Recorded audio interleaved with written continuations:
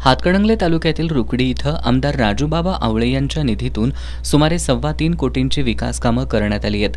तयार रस्ते आणि गटर्स कामाचं लोकार्पण आणि अनेक कामांचा शुभारंभ आमदार राजूबाबा आवळे यांच्या हस्ते करण्यात आला।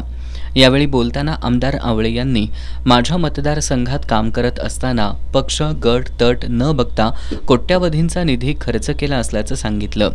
लोकहिताची कामं करताना येईल त्याला निधी दिला।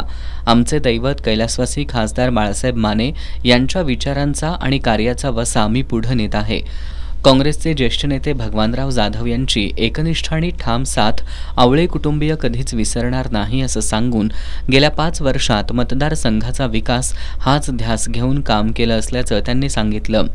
रुकडी गावासाठी जवळपास 3.25 कोटींची विकास कामं केली असून मतदारांनी पुन्हा एक वेळ मोठं मताधिक्य देऊन विजयाचा गुलाल लावावा असं आवाहन आमदार आवळे यांनी उपस्थितांना केलं।